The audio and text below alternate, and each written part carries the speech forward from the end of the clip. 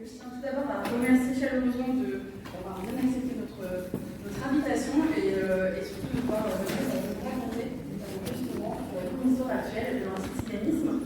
Un rapide mise en contexte de l'organisation de ces conférences, puisque nous en avons deux cette année, donc une qui est ce soir et une qui sera mardi prochain avec 12 Dibondo et Iris Ouadraogo qui est une journaliste qui vient nous parler pour le coup là, cette fois-là, de charge raciale. Ces conférences se retrouvent dans un contexte de mise en place, notamment d'une politique de lutte contre le racisme, l'antisémitisme et les discriminations ethno-raciales. Et il était important pour nous de visibiliser ces questions. Ces conférences, donc, qui s'appellent Voix Off, depuis maintenant quelques semaines, auront lieu chaque année. L'idée est de pouvoir aussi faire popper dans l'espace public les questions de discrimination de manière générale. Pour certains et certaines, peut-être que vous étiez présents l'année dernière, quand on a organisé 4 conférences sur le sport et les discriminations, qu'elles soient sur les violences sexistes et sexuelles, ou encore sur les questions de racisme, de LGBTI-phobie, ou de l'antiphobie et de l'aïdisme. Je ne vais pas être tout long, et je vais donc laisser la parole à William, et que je pense qu'on peut accueillir chaleureusement, et vous remercier encore pour d'être là ce soir.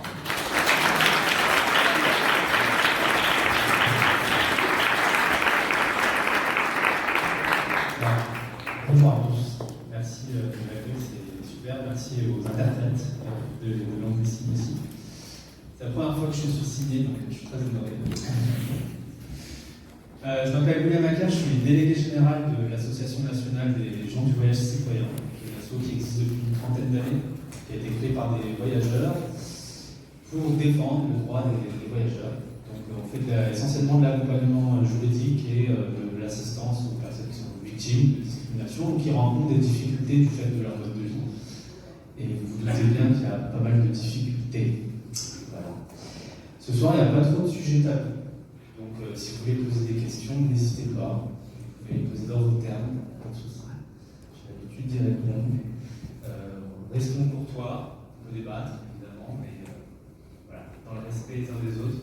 On va essayer, c'est un sujet qui est sensible, en tout cas on présente souvent comme sensible, qui est souvent passionné dans les débats, et j'ai toujours tendance à essayer de dépassionner, de le rationaliser un peu, et puis surtout de vous montrer un peu l'envers du décor de toutes les représentations qu'on peut s'en faire, et de sortir un petit peu de cette représentation sécuritaire qu'on voit toujours des gens de voyage dans les médias, parce que les gens de voyage, ce sont des personnes qui ont des vies, comme vous et moi, comme moi en particulier, puisque je viens d'une famille de voyageurs aussi, et je suis juriste. Voilà, ça fait des années qu'aujourd'hui je travaille dans la défense des droits. C'est une ascèse, une sorte de vocation que j'ai héritée de mon grand-père qui était militant pour la mémoire des voyageurs, notamment les voyageurs qui avaient été internés dans les camps de concentration et d'internement, et ceux qui ont été déportés et victimes du génocide des Igas notamment.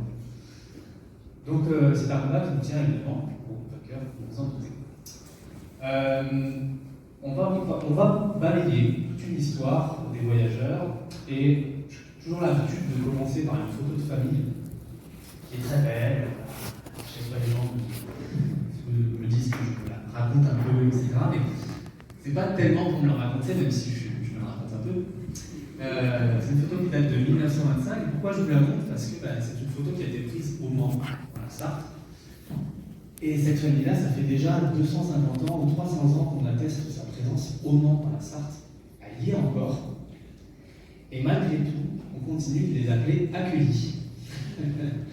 Alors qu'ils sont bien plus anciens que les Briettes. C'est dire quand même. C'est dire que ce sont des habitants du territoire. Ce ne sont pas des personnes accueillies. Et pour autant, vous voyez, on continue de les appeler accueillis. Alors, le petit bébé au blanc, tout en blanc au centre, c'est mon arrière-grand-mère, Micheline Bétouche. Mon arrière-grand-mère qui a vécu l'histoire tumultueuse du XXe siècle. Alors, cette photo-là, elle est intéressante aussi parce qu'en 1925, peu de temps avant, on a créé un statut, détaillé juste après le statut nomade. Et de là, par toute l'histoire des gens du voyage en France. Donc voilà. Alors, très rapidement, et je pense que les personnes qui vont signer seront heureuses d'avoir les mots affichés. Très Très rapidement, un petit point de vocabulaire pour qu'on se repère. Il y a beaucoup de termes, genre voyage, nomade, sinti, gitan, manouche, zigane, yéniche, etc. Vous en connaissez beaucoup. On ne sait pas toujours ce que ça veut dire.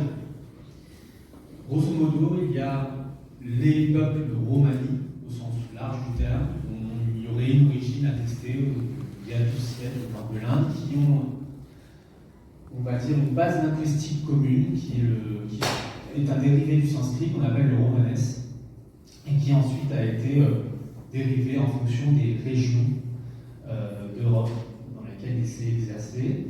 Donc dans ces communautés romanies, on va retrouver ce qu'on qualifie de Roms, Cadérages, etc., les Manouches, les Sintés, les Gitans, plutôt dans la péninsule ibérique.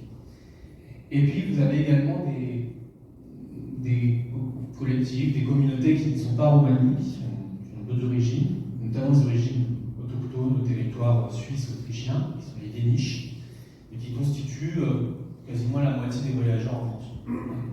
Les Yéniches. Et puis il y a des termes, bohémiens, romanichels, égyptiens, qui ont plein je ne vais pas vous épargner un petit peu toute l'historique de ces termes, mais en gros, ce sont des termes qui sont principalement utilisés au XIXe siècle en France. Et puis ensuite, il y a des termes administratifs. Et là, c'est là que ça devient intéressant. En 1912, on a créé un statut, donc je vous disais, celui de nomade, c'est un statut juridique, qui est un statut spécifique, un statut ethnique, qui vise spécifiquement les bohémiens et les romanichels. On a le temps d'y revenir. Et à ce statut a succédé un autre statut, une catégorie administrative, qui est celle de gens du voyage, et qui a été créée en 1969. Donc aujourd'hui, quand on parle de gens du voyage, on parle d'une catégorie administrative qui n'est pas une communauté. Voilà. Quand vous entendez la communauté des gens du voyage, au sport. Il y a plein de personnes, de communautés, de groupes différents dans cette appellation gens du voyage. Et dire la communauté des gens du voyage, c'est un langage plutôt policier ou préfectoral. Voilà. Le terme tzigane, alors lui c'est un terme qui lui aussi est polysémique, plein d'origines différentes, notamment une des origines qui est un dérivé d'un mot romanophone qui se prononce atsigani, et qui est en fait un statut d'esclave qu'avaient des peuples roms dans les anciennes principautés roumaines pendant 500 ans. L'esclavage des Roms a fini à la mi-19e siècle. Et donc, qui est un dérivé ensuite qui est arrivé en Europe de l'Ouest, utilisé dans les sciences sociales en France. Il y a toujours une revue d'études tziganes en France, mais plus du tout utilisé ailleurs en Europe. Pourquoi? Parce qu'il y a eu un statut racial de tzigane en Allemagne, et que, évidemment, les militants ont rejeté cette terminologie, si bien que le mot tzigane, on va dire, est principalement utilisé en France. Voilà. Je l'utilise pas trop. Et puis, j'ai mis le mot voyageur parce que dans ma famille, on se dit voyageur. Voilà. Alors, voyageur, c'est à la fois un mode de vie, mais c'est aussi des origines. Les deux. Alors, je vais revenir très rapidement sur les aspects historiques, mais la présence des voyageurs en France, ça date à peu près du XVe siècle. En tout cas, les premières présences attestées. Et ce qui est très important, c'est que rapidement, on va avoir des mesures de persécution. Rapide. De manière assez contemporaine au Code noir, sous Colbert, on va avoir le premier édit, ordonnance, en tout cas, ordonnance des poèmes, qui va constituer le premier régime de persécution des hommes bohémiens, qui vont être envoyés aux galères, et des femmes qui vont pas être mieux traitées, puisque vous doutez bien qu'on ne leur réservait pas un sort forcément favorable. Et en fait, cette histoire de persécution, elle a plein de raisons historiques. Je vous invite, si vous êtes intéressé sur cette époque-là, en tout cas, à écouter un podcast qui est sur France Culture, qui s'appelle Dans l'ombre de l'antiziganisme. Le podcast, c'est la série documentaire LSD. Il y a 4 épisodes de 1 heure chacun. Voilà. Donc, si vous voulez vraiment du détail, n'hésitez pas à aller voir. Je vais passer assez rapidement là-dessus, pour plutôt arriver sur le 19e siècle et le 20e, mais aussi vous dire que l'antiziganisme, qui est le racisme qui vise spécifiquement les personnes qu'on assimile à tort ou à raison à des tziganes, voilà. Et bien cet antiziganisme, il a une théorisation qui prend vraiment corps dans le 18e, 19e siècle. Là, on a une coupure de presse, alors évidemment, vous ne voyez pas du tout ce qui est écrit, moi non plus, je connais l'article. Donc avec un article qui s'appelle Impériérant, bohémien et romain Michel, La terreur des campagnes, voilà, c'est un ton, qui date de 1907 et qui décrit les caractéristiques qu'auraient les nomades, en tout cas les bohémiens. Alors, sur cet article, ils sont vagabonds, meurtriers, pillards, propagateurs d'épidémies, voleurs, hors la loi. Voilà. Et tous ces stéréotypes-là, en fait, ils sont assez intéressants. Finalement, je ne vous pas cet article pour juste vous le montrer, c'est qu'ils continuent à perdurer aujourd'hui. Par exemple, quand il y a eu le Covid et le premier confinement, j'ai eu plein de journalistes qui m'ont appelé pour me demander comment allaient les gens du voyage. Et je me suis dit, c'est adorable. C'est rare. Que se passe-t-il?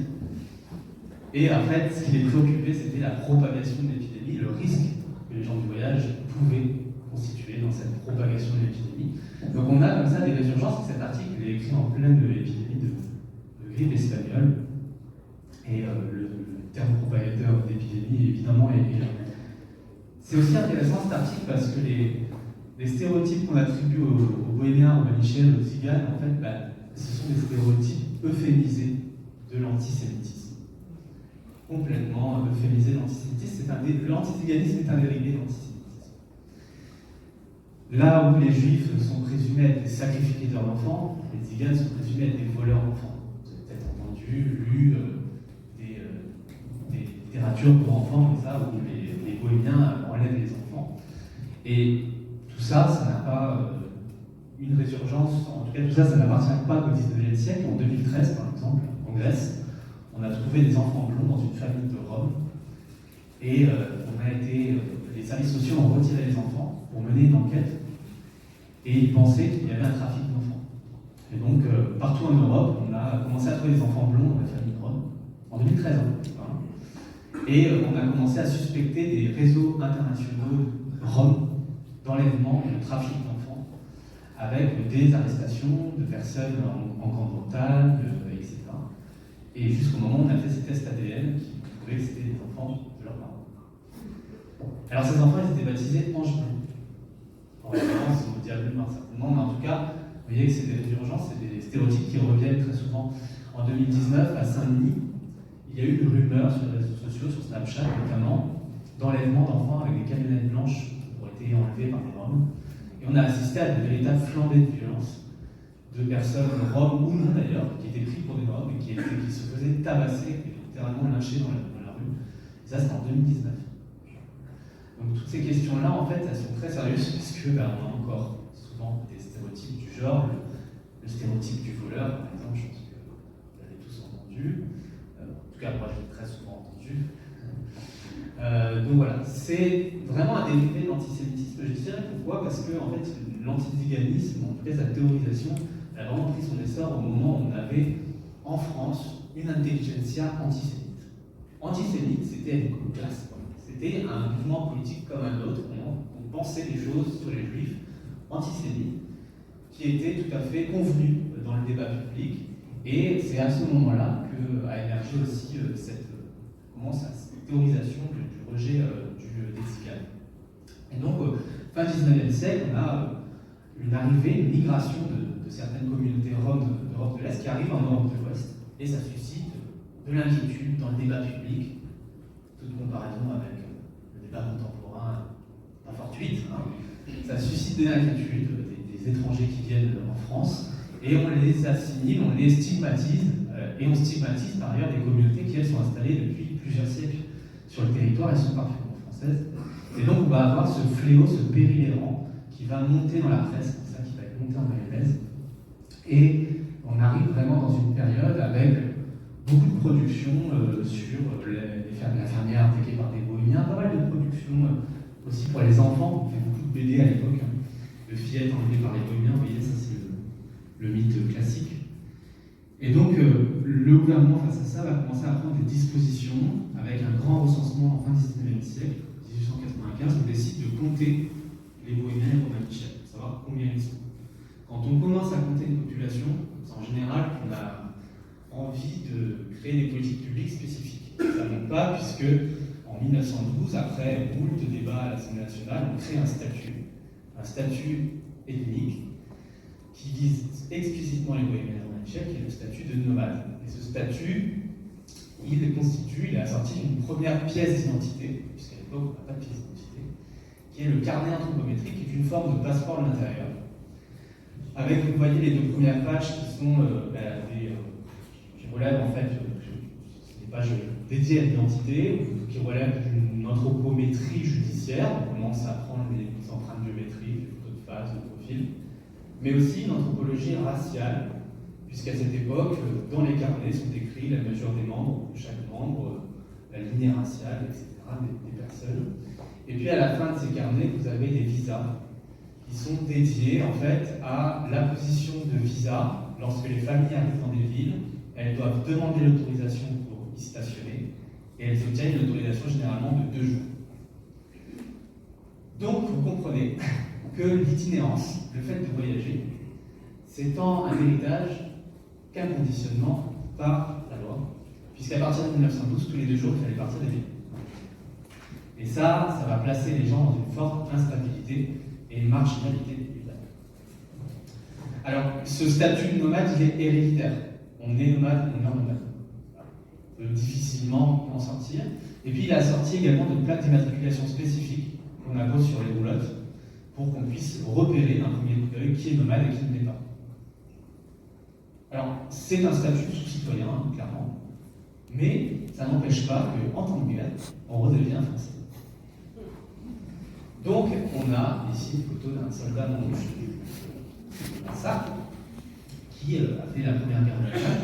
Et parallèlement à l'incorporation de ces soldats dans l'armée, les manouches, les bohémiens les romanichels qui quittent l'Est de la France, notamment l'Alsace-Lorraine, se retrouvent internés dans le premier camp de concentration dédié aux nomades en 1915, de 1915 à 1919, qui est un camp qui est dans la Drôme. On n'est pas très très loin d'ici, après, et qui va constituer vraiment un premier camp de concentration. Alors, on parle de camp de concentration. On parle de camp de concentration, mais évidemment, c'est à distinguer avec les camps de concentration du régime nazi. On n'est pas tout à fait sur le même régime. Excusez-moi.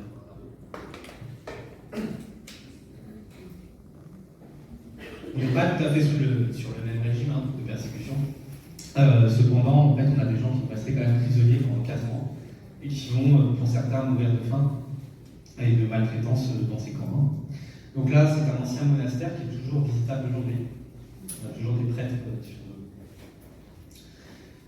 Et puis, il va y avoir une deuxième phase de persécution pendant la Seconde Guerre mondiale, avec l'internement des nomades, qui est décrété à partir du 6 avril 1940, sous la Troisième République, important, pas sous Vichy, et qui prendra fin sous la 4e, bien après la guerre, à l'été 1946, pas sous Vichy non plus. Voilà. Donc, cette question de la persécution des nomades, aujourd'hui, est largement revue par l'historiographie, parce qu'il y a finalement très peu d'historiens qui ont travaillé sur le sujet. Je suppose qu'à l'école, vous n'en avez pas forcément parlé. Non. Donc voilà, on découvre pas mal de choses. Alors, les nomades étaient internés dans des camps qui pouvaient être mixtes avec d'autres personnes dites indésirables, qui pouvaient être juives, qui pouvaient être aussi des républicains espagnols, qui pouvaient être d'autres catégories politiques, etc. Et aussi des camps qui ne les concernaient que donc des camps qui n'étaient pas mixtes. Par exemple, dans la Sarthe, là où ma famille était internée, c'était des camps non mixtes, notamment Montreuil-Bellay, qui était un des plus grands camps. Alors cette carte, elle est incomplète, puisque dans l'Isère, vous avez eu aussi un camp que vous visitez parfois, qui est le camp de Fort-Barreau, qui était un camp d'internement qui a accueilli, qui a emprisonné les nomades. Donc il y a d'autres camps intermédiaires. En fait, il y a une quarantaine de camps en France, et les camps intermédiaires ou les zones d'internement intermédiaires, c'est quasiment 1 millier de sites. Voilà. Donc, vous avez des sites mémoriels absolument partout sur le territoire. Et dans l'espace public, il n'y a qu'un mémorial aujourd'hui qui est à Montreuil-Bellay et qui est une statue. Voilà. Donc très très peu de choses ont été faites et beaucoup reste à faire sur cette question-là. En 2016 seulement, François Hollande a reconnu la responsabilité de la France après 80 années presque de lutte acharnée des familles pour qu'il y ait une reconnaissance de la responsabilité française dans ce régime de persécution. Donc là, vous avez une petite vue aérienne de Fort-Barreau, qui a été une zone d'internement. Alors, un peu spécifique parce que c'était vraiment une zone où là, on avait plutôt des nomades qui avaient été punis, qui étaient envoyés à Fort-Barreau. Ils pouvaient être punis des camps de internement, voilà, c'est possible. Et là, on était envoyés à Fort-Barreau. Et à Fort-Barreau, il y a eu une déportation en 1944 où les gens ont été envoyés à Buchenwald et il y avait certains nomades qui ont été envoyés en tant que véganes, du coup, et ont été potentiellement exterminés à l'Est. Alors, après ce régime de persécution de la Seconde Guerre mondiale, on va avoir en 1946 une note télégrammée du ministère de l'Intérieur qui va être envoyée à l'ensemble des préfets de France et qui va annoncer la fin du régime d'internement. Et ce régime d'internement, il prend fin parce que juridiquement, on ne peut plus le tenir. Et donc à ce moment-là, le ministère de l'Intérieur, en envoyant cette note télégrammée, va écrire au préfet qu'il va falloir continuer à profiter des résultats heureux de l'internement, qui était en fait cette mise sous cloche de cette population qu'on assimilait à un danger.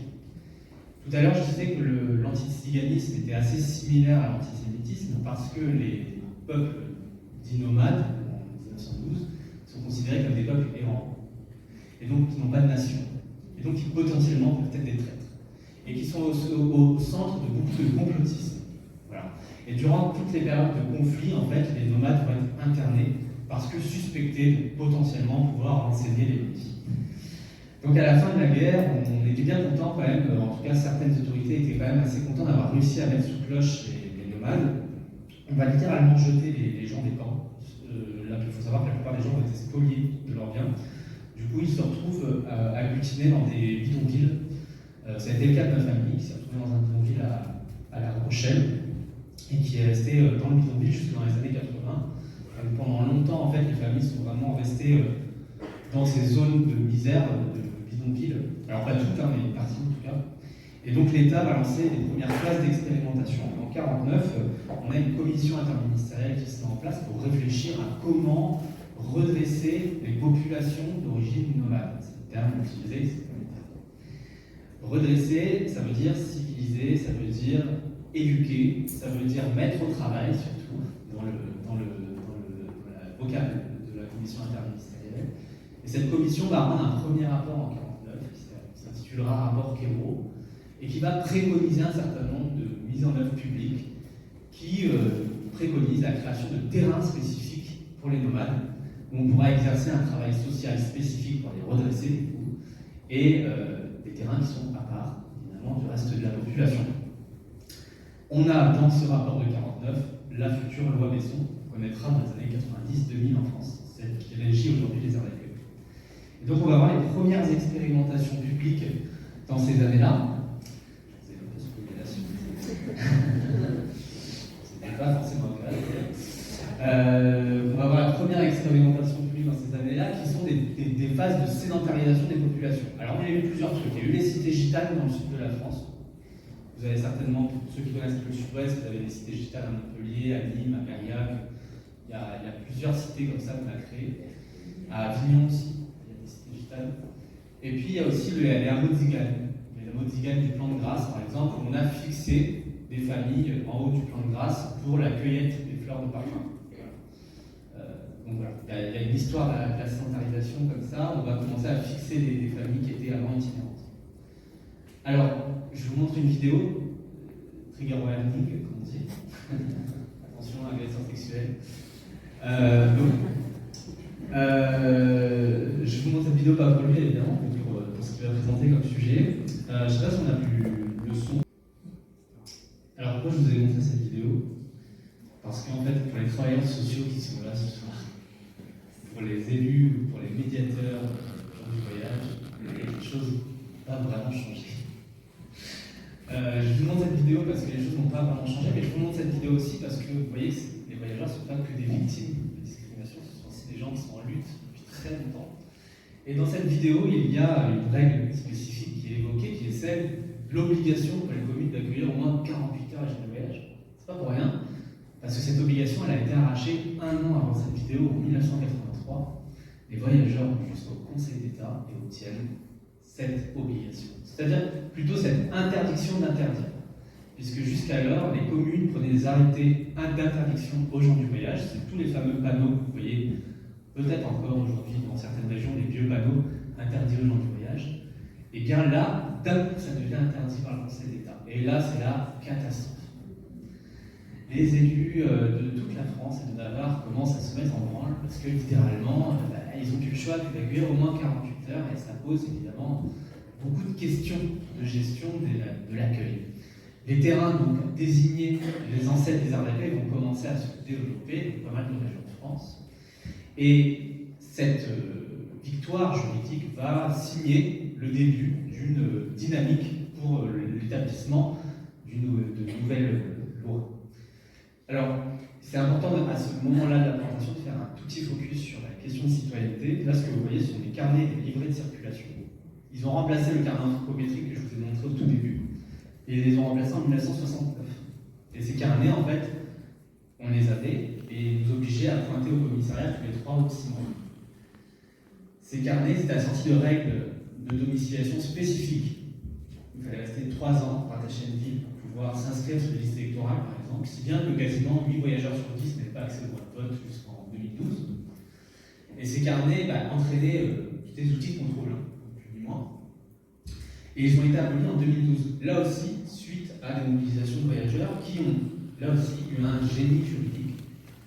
En 2010, un nouveau dispositif de justice constitutionnelle est introduit. On peut désormais soumettre au juge constitutionnel des lois qui ont déjà été votées.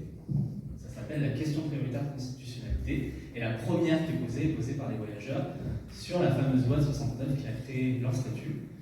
Et le juge constitutionnel dit que cette loi est discriminatoire. C'est donc la fin programmée du statut des gens du voyage qui commence en 2012. Et là aussi, panique à bord, parce qu'on avait ce statut qui était fort pratique, finalement, pour garder ce contrôle, et tout ça va forcément disparaître. Jusqu'en 2015, on avait des quotas de gens du voyage par ville en France. On ne pouvait pas excéder 3% d'un corps électoral constitué par des gens du voyage. C'était une loi qui était faite pour éviter la fraude électorale. Donc, les parlementaires de l'époque avaient pensé que si on n'autorisait pas, si on ne mettait pas de quota, on pouvait se retrouver avec un maire qui décidait au moment des élections municipales d'inscrire massivement des gens du voyage qu'il ferait venir de partout en France pour se faire élire. Bon, on est dans un fantasme, bon, qui n'est pas tout à fait un fantasme à Perpignan, c'est un autre sujet, mais qui est quand même un fantasme largement fantasmé pour le coup, puisque il n'y a jamais eu de fait avéré de maire qui aurait tenté une fraude électorale avec des gens du voyage. Au contraire, je pense qu'il aurait perdu le maire, ce qui fait bien beaucoup de gens du voyage dans sa ville. Bon, en 2017, quoi qu'il en soit, ces carnets prennent fin, puisque une nouvelle loi, la loi égalité et citoyenneté, vient définitivement vider de sa substance, littéralement, la catégorie administrative de gens du voyage. Pour autant, vous voyez, on est quand même quasiment 10 ans après 2017, 8 ans, et on utilise toujours cette terminologie-là dans les politiques publiques, dans les lois, donc cette dénomination est restée. Et c'est quand même un peu un paradoxe dans le pays de lumière, dans le pays de l'universalisme républicain, que d'avoir des citoyens qui continuent à qualifier de façon semi-ethnique, puisque les gens de voyage d'aujourd'hui sont les nomades d'hier. Et je dis de façon semi-ethnique parce que l'article 1 de la loi Besson désigne les gens du voyage comme les personnes qui vivent en habitat mobile, et dont l'habitat mobile est leur habitat traditionnel, donc hérité culturellement. Si bien que la pratique administrative distingue les gens du voyage qui voyagent, ou qui ne voyagent pas d'ailleurs. L'administration parle de gens du voyage sédentaire, ou gens du voyage semi-sédentaire. Et nous, on distingue les gens du voyage des gens du surplace qui voyagent, en tiny house, en van aménagé, en camping-car, etc. Gens du surplace, ça n'existe pas, c'est nous qui inventons cette. C'est une boutade. Voilà. Bon, tout ça pour dire qu'il y a en France 2 systèmes d'accueil de la résidence mobile, la caravane, les vannes, le camping-car, etc., qui sont toujours séparés. On a d'un côté des aires d'accueil pour les gens du voyage, et de l'autre des campings, des terrains de camping-car pour les gens sur place qui voyagent. C'est quand même assez particulier, et on pourrait se dire que bon, c'est pas inscrit dans la loi, mais en fait c'est dans la pratique. Les campings interdisaient pendant très longtemps les gens de voyage de rentrer dans les campings. C'est écrit dans les règlements intérieurs, interdit aux gens de voyage. Ça a été attaqué et du coup ils ont dû changer un petit peu ces règlements. Et aujourd'hui c'est interdit aux caravanes double essieu. Caravane à 4 roues sont interdites. C'est un des secrets du gouvernement de France. Par raison, tout le monde ignore, sauf la Fédération des camping-caristes et caravaniers de France qui sur leur site internet vous explique que c'est pour éviter les gens de voyage. Et que si vous êtes un gens du sur place qui voyage avec une caravane double essieu, il faut adhérer à la fédération. Et avec cette carte, vous pouvez rentrer dans les campings. Donc nous, tous les ans, on fait la chasse à cette technique discriminatoire qui consiste à faire un tri ethnique dans les clientèles et qui est répandue et qui n'a jamais été encore punie par quelque tribunal que ce soit parce qu'elle est très difficile à documenter. Voilà. Bon, voilà, sur ce. Alors, on va rentrer, juste avant qu'on rentre dans le vif du sujet. Ça, c'est pour vous parler des stéréotypes, comme quoi ça continue encore aujourd'hui, ça date de l'année dernière. Zone interdite a eu la très bonne idée de faire un documentaire intitulé L'argent des gens de voyage. Ou les gens de voyage et l'argent, je ne sais plus. Qu'ils ont dû changer, ils ont changé le titre. Ensuite, après, on les a saisis, en leur expliquant que c'était un peu raciste. Et on a monsieur Vandelic, je crois qu'il s'appelle, qui lance sur Europe 1, chaîne tout à fait sympathique, cette annonce, ce documentaire, et il reçoit le réalisateur. Je vous laisse écouter juste les 30 premières secondes. Ils font peur aux journalistes, ils se cachent des médias, les gens du voyage, Manu, Gitan, Florent, ils sont près de 300 000 en France, on connaît très peu de choses d'eux, parmi tous les mystères qui les entourent, le plus opaque est celui de l'argent. Au cœur de l'une des plus grandes fêtes foraines de France, sur les terrains mis à disposition par la municipalité, ils vivent à la marge de la société, il est très difficile de les infiltrer. Pourtant, de ceux qui vivent avec les allocations et autres aides de l'État à ceux qui touchent jusqu'à des millions d'euros grâce à leur business, le magazine Capital sur M6 a réussi à suivre pendant un an plusieurs membres de cette communauté. Ce n'était pas facile. Comment les journalistes ont-ils réussi à enquêter sur ces questions de budget quotidien? Qu'est-ce qu'on découvre sur le système D ou les affaires juteuses? Quels sont les risques de tourner un tel documentaire? Bonjour Christophe Brûlé. Bonjour. Vous êtes rédacteur en chef de Capital, vous en êtes également le producteur. Toutes les émissions sur le même tour. Alors, dans ce documentaire, pour faire court, les gens qui sont montrés sont soit pauvres, et donc forcément sont des voleurs puisqu'ils trouvent des allocations, soit ils sont riches, et donc sont des voleurs puisqu'on ne peut pas être riche sans être un voleur quand on est les gens de voyage. C'est un peu, je vous ai résumé le documentaire. Je vous laisse regarder si vous avez envie, évidemment. Alors, petite technique quand même, ce qu'ils ont fait, ils sont allés chercher des travailleurs sociaux pour leur demander de les mettre en lien avec une personne au RSA. Et bien, il y a des gens qui trouvaient ça bien, donc ils les ont mis en lien avec une dame qui s'appelle Violette, qui a été filmée en train. Violette était sur une installation, sur un parking, elle n'avait pas d'eau, elle avait 7 enfants, la bonne cliente pour passer à la télé évidemment. Et ils ont filmé Violette en train de faire ses papiers. Et sur son papier, avec son assistante sociale, elle a coché qu'elle était célibataire. Et la voix off dit Violette ment, il y a un homme sur le terrain. Voilà un petit peu le genre de. Bon. Alors, avant de commencer sur la question des aires d'accueil, je voulais vous parler de la question de l'habitat, parce que c'est quand même crucial, je vais rapidement passer là-dessus. Quand on a 18 ans, 20 ans, 25 ans, qu'on se marie, qu'on veut partir de chez soi, qu'on veut faire sa vie, on veut habiter. C'est assez naturel. Et c'est la même chose chez les voyageurs. Figurez-vous, beaucoup veulent acheter leur propre terrain pour y vivre. Et il y a un petit souci technique, c'est que lorsqu'on vit avec une caravane, trouver un terrain pour vivre, acheter un terrain où on peut se stationner légalement, c'est très difficile. C'est très très difficile. Alors un exemple local, un PLU, un document d'urbanisme qui présente une carte de zonage urbanistique où vous allez avoir l'ensemble des parcelles d'entre-deux quais. L'ensemble des parcelles d'entre-deux quais, donc principalement 3 types de parcelles, les parcelles en zone naturelle, en zone agricole ou à construire. Alors les parcelles en zone naturelle interdisent le stationnement des caravanes pour des questions de protection de l'environnement. Les parcelles en zone agricole autorisent le stationnement des caravanes si vous êtes agriculteur. Si bien que pas mal de gens du voyage ont commencé à déclarer les élevages d'escargots et de chiens. Ça n'a pas duré très longtemps. Et les parcelles constructibles, ici en tout cas, dans ce PLU, interdisent le stationnement des caravanes ou l'autorisent au mieux 3 mois par an, moins de 3 mois par an. Donc, si vous calculez bien, vous habitez entre deux quais, il vous faut 4 terrains pour pouvoir stationner toute l'année. Alors évidemment, ça c'est le principe légal. Donc, il y a plein de voyageurs qui stationnent toute l'année dans leur terrain de manière illégale. Voilà. Mais légalement, entre deux quais en tout cas, vous ne pouvez pas stationner légalement toute l'année dans votre terrain. Voilà. Ou alors, vous avez stationné depuis plus de 6 ans, l'infraction n'a pas été signalée, n'a pas été attaquée, et dans ce cas-là, il y a une forme de prescription qui joue, qui vous permet de rester. Mais ça, ce cas-là d'un PLU qui interdit de manière absolue et générale le stationnement de la caravane, on le retrouve aujourd'hui dans 96% des PLU en France. Si bien que trouver un terrain à acheter où on peut vivre légalement une caravane relève de l'impossible. Une fois qu'on sait ça, on va parler ensuite de l'accueil. Parce que ce qui s'est passé, c'est que dans les années 90-2000, on a créé la fameuse loi Besson qui oblige toutes les communes de plus de 5000 habitants d'avoir une fameuse aire d'accueil.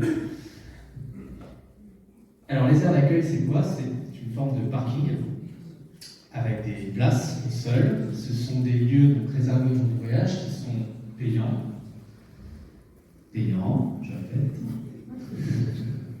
Où on paye l'eau, l'électricité et l'emplacement. Ce sont des lieux de stationnement temporaire. On ne peut généralement pas rester plus de 3 mois. Et il y en a à peu près 1400 en France. Alors là, vous avez l'aire d'accueil d'Aulnay-sous-Bois, dans le 93, qui est, vous le voyez, très bien localisé, elle est au centre de l'image. On est entre deux sites Céveso, à des charges de BTP, sous l'autoroute, et à 1h30 de marche du premier commerce. Et à notre trottoir pour sortir, on est sur une voie à 90. Voilà. Comme ça, c'est pas mal. Alors pourquoi je vous montre celle-ci? Parce qu'elle a une localisation typique des aires d'accueil. Moi, mon grand-père, quand on était petit, quand on cherchait une aire d'accueil, il disait tout le temps « cherche à l'échapper ». Et c'est vrai, ça marchait très souvent. La déchetterie était souvent mieux indiquée. Donc ça, c'est l'aire d'accueil d'Aulnay-sous-Bois. Il y a un deuxième, alors là, je vous montre le top du top. Attention, ça c'est l'aire d'accueil de Paris. Il y a 2 aires d'accueil à Paris, Bois de Boulogne, Bois de Vincennes, le top. On est sur du biosourcé, Hidalgo Power. Voilà. Alors, cette aire d'accueil à Paris, elle a une petite particularité, on peut y aller que si on a un proche hospitalisé à Paris. Voilà. La petite particularité. Là, je vous montre une aire d'accueil chez vous, dans l'Ain, pas très loin, entourée de barbelés. Donc, on va faire tirer des barbelés, évidemment. Mais voilà, c'était à Thiel, exactement, dans l'Ain. L'aire d'accueil de Mont-Loire-sous-Cher, dans le Cher. Alors là, je vous montre ces photos parce que c'était le jour d'inauguration de l'aire d'accueil après les travaux. Voilà. Donc le maire a passé des grands travaux et en fait, les seuls travaux qu'il avait fait, c'était mettre des barbelés. Aussi. Bon, évidemment, toutes les aires ne sont pas comme ça. Il y a des aires quand même qui sont mieux, mais voilà, on a quand même des aires carrières. L'autre produit, c'est du logement. C'est du logement adapté, en fait, c'est du logement social pour les gens du voyage. Donc ce sont des petites maisons avec des places de caravane à côté, avec la particularité, puisqu'on fait toujours très bien les choses en termes d'urbanisme en France, on a des belles expériences, on crée des quartiers de gitans. Voilà. On va mettre 300 familles ensemble dans un même quartier et on dit ça va bien se passer. Alors, évidemment, ça ne se passe pas bien. Un ensemble de logements à chaque fois où on a un grand manque de mixité, là aussi on est dans le 93 à Rony-sous-Bois. Et aujourd'hui, c'est le produit de logement social qui est proposé aux gens du voyage. Là aussi, il y a très peu de ces logements qui voient le jour en France. Donc il y a énormément de besoins, de personnes qui ont des besoins de logement, qui souhaiteraient accéder à ce type de solution, mais qui ne voient pas le jour. Et aussi, il y a des personnes qui ne veulent pas aller dans ce type de logement et qui se retrouvent plus ou moins de gré de force, sédentarisées dans ce type de lieu. Ça va dans un processus général de sédentarisation des nomades depuis le début du XXe siècle. On reste dans une logique quand même en France de sédentarisation.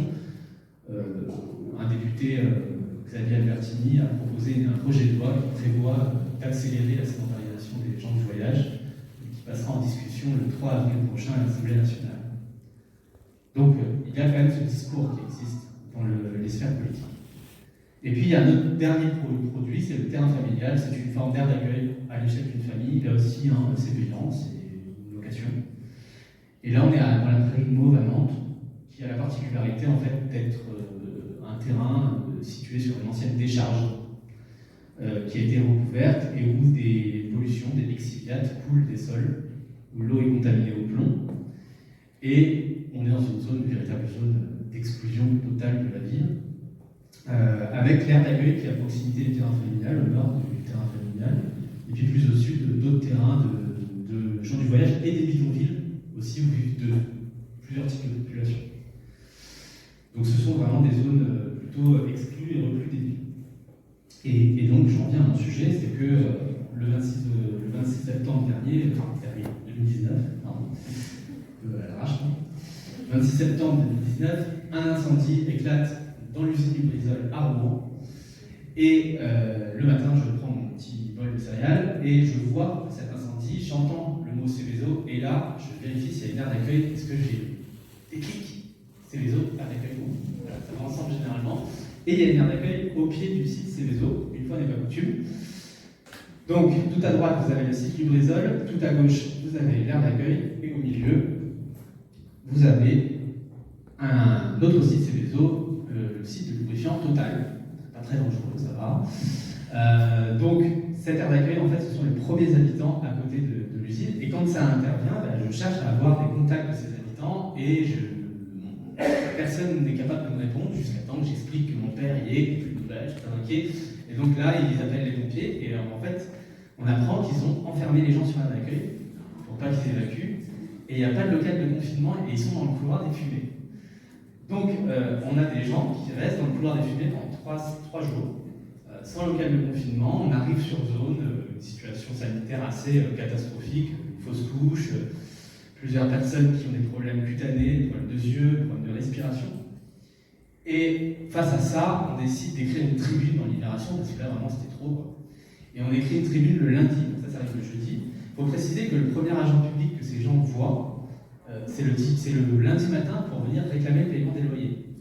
Alors, 3 jours après, pour venir le paiement des loyers.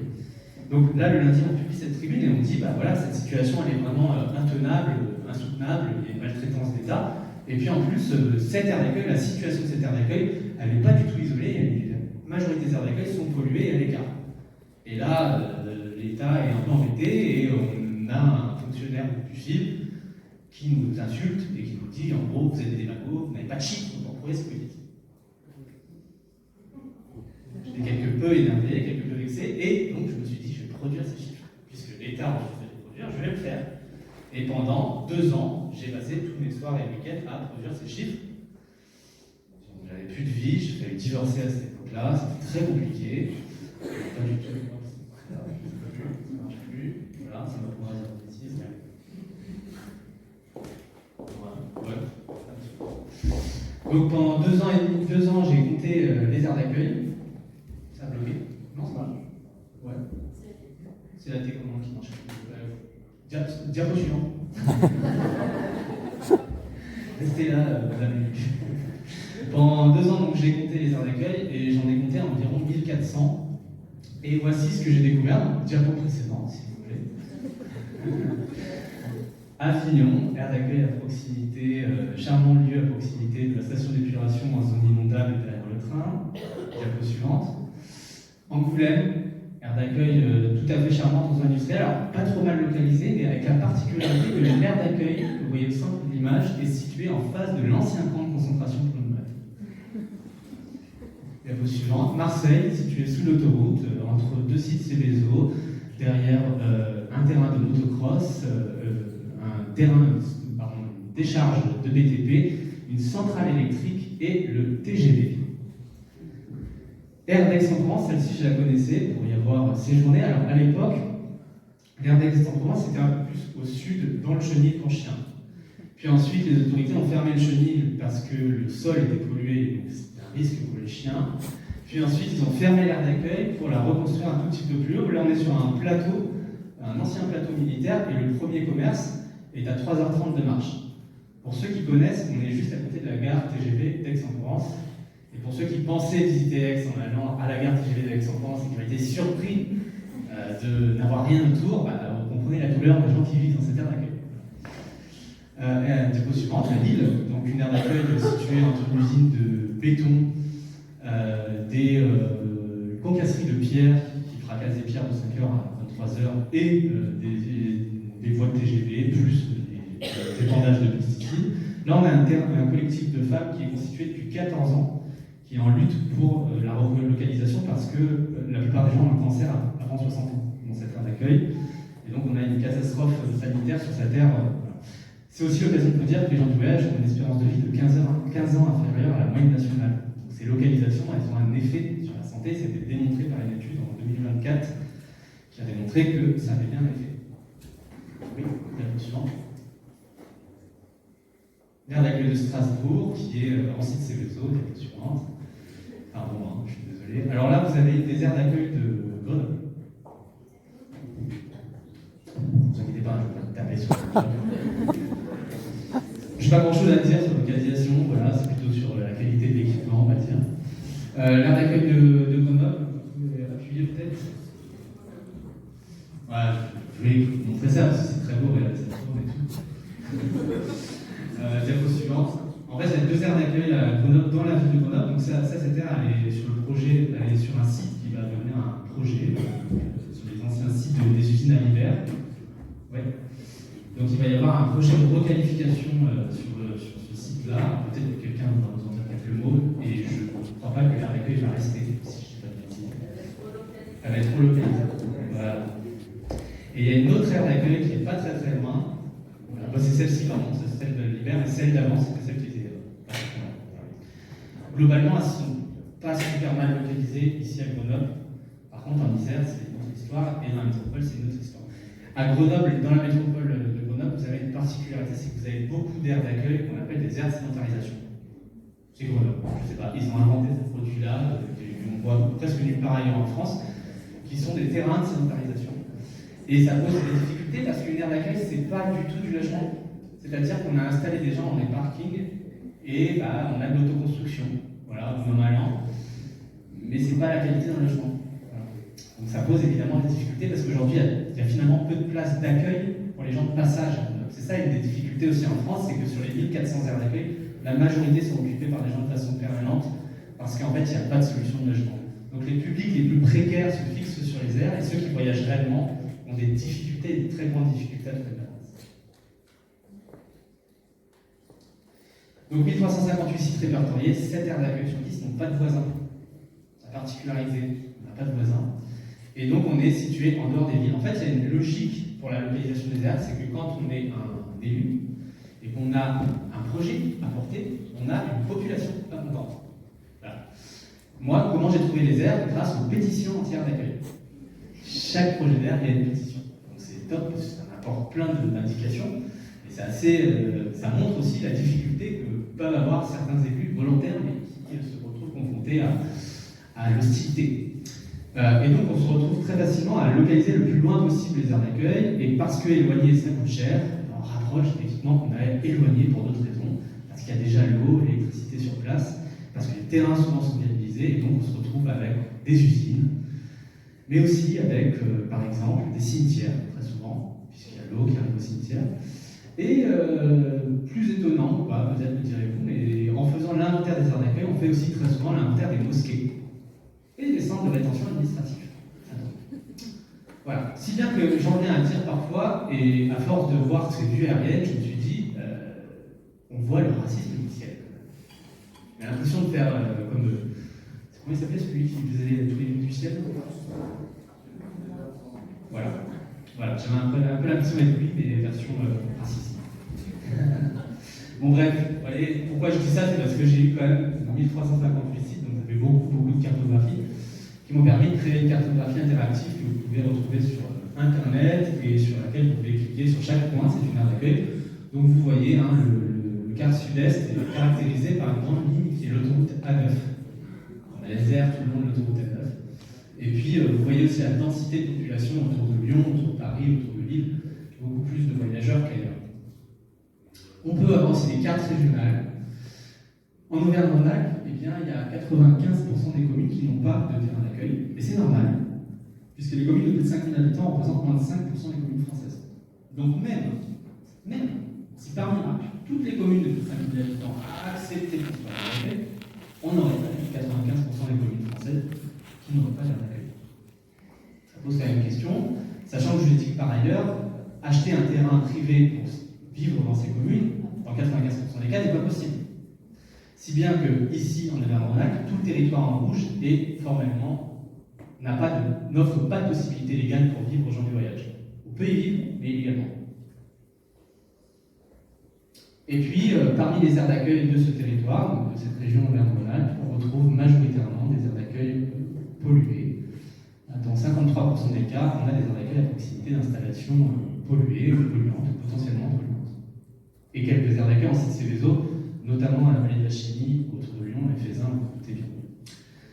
Voilà un petit peu l'état des lieux. Alors, vous allez me dire, c'est pas très positif, mais si, c'est très positif, parce que moi je suis toujours très positif, j'ai toujours l'air à moitié plein.